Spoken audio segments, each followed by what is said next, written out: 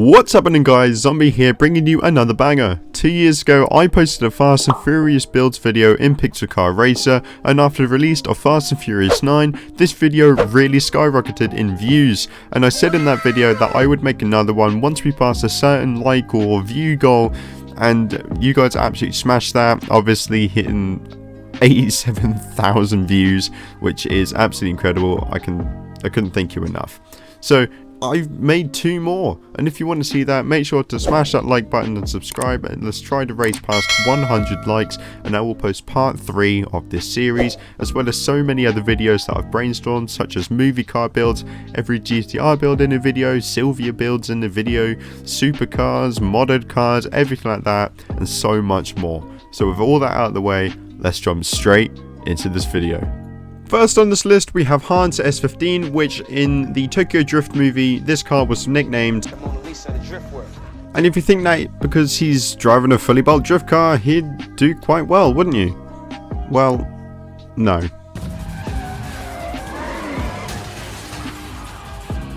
And with Tokyo Drift being one of, well, if not my most favourite Fast and Furious film to date, I mean, you can sort of understand why, considering, well, look at my content on my channel. It really did hurt to see that S15 just get obliterated by Sean, and it really just broke my heart. But anyway, back into the video. Throughout the video I will probably, I will not be showing any of the sort of performance mods or upgrades, because you guys can sort of upgrade them however you want. If you want it to be super fast, drag car off the line, or a top speed sort of build, that is completely up to you. But I'll be showing you the cosmetic mods and upgrades and sort of that kind of style for each of these builds, so you can sort of just customize them how you want to. Now obviously you're going to want to put the Mona Lisa wrap on the S15, and here is one of the substitutions that I'm going to have to make for a couple of these builds in the future, and they do not actually have the exact wheels. Well, they might do from crates, but currently I don't have them, so I used the closest things I could use, which are these 5 spokes. And this will be the case for a couple of the builds, since like some sort of body kits, wheels, wings, anything like that, they're not 100% accurate, but it's as sort of close enough as I can get it. Now you may be wondering why I haven't put any body kits on it. That's because the actual body kit that's in the game, like I mentioned previously, wasn't exactly, well, the same, so I used the closest I can, which was the stock body kit. Anyways, on to the next one.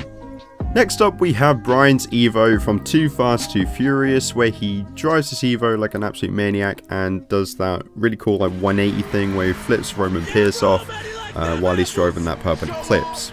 Once you bought the car from the dealership for $14,000, you want to head over to the garage, and it's kind of obvious, but I'm going to say it anyway. Slap the Evo or the Fast and Furious livery on the car, and then you want to follow the same cosmetic mods that I do to make the car as accurate as possible from the movie. Once you've slapped the livery on, head over to the spoilers and you want to slap the Carbon GT wing on. And while we were talking about Roman Pierce's Eclipse, can we just appreciate how disgusting the livery was? I mean, like, look at it. What the hell was it? Like, if anyone can actually tell me what it was, then I applaud you, sir.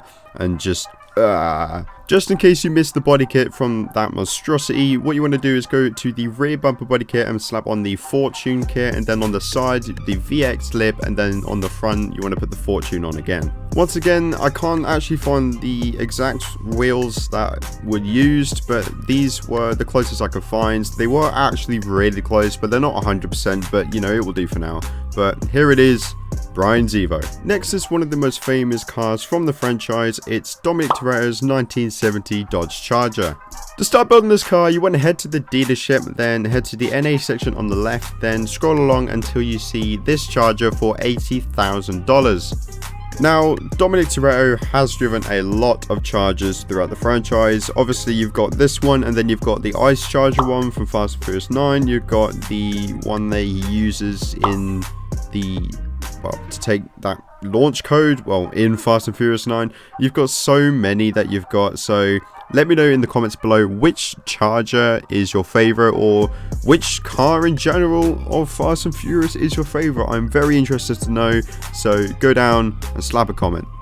Once you're in your garage, you want to head to the wheels section bit, and you want to put these USA Racing chromes on. Once you've done that, you want to make sure you go to turbo, and then you want to put this chrome supercharger on. Then head to the intake, and you want to put this this sort of triple intake, sort of a bug triple intake thing. Just, yeah, slap it on.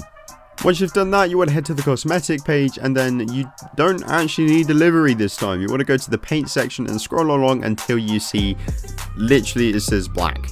If you don't have this, obviously just go to the parts store, buy it. It's really cheap. And then, yeah, that was really quick and easy. But there you go, Dominic Toretto's 1970 Dodge Charger. We're going to stick with Dom for this last one, and it is Dominic Toretto's Mazda RX-7, which he uses in the first race of the first movie, where he races Danny Yamato in his white Honda Civic, Edwin in the Acura Integra, and Brian in the green Mitsubishi Eclipse. To get started, this car costs $43,500 from the dealership, and then obviously straight over to your garage, slap the Fast and Furious livery on it, you know the deal by now, and then it's quite simple on what to do next. I always like the fact that Dom drove a Japanese car in the first movie, and obviously he is into the American muscle throughout the franchise. I do wish he did drive a couple more Jap cars. It would have been nice to see him in another RX-7, maybe later on in the franchise, like the 9th movie or something like that. Maybe it's a last sort of, you know, a callback, but you know, here we are. You want to slap the Carbon GT wing on, and you want to put these seats, you want to put the Pride Comfort. You can put the Pride Racing if you want, but I went for the Pride Comfort. Now, you don't actually need a body kit for this car because the original stock body looks very similar to what it did in the movie. However, the wheels are quite weird.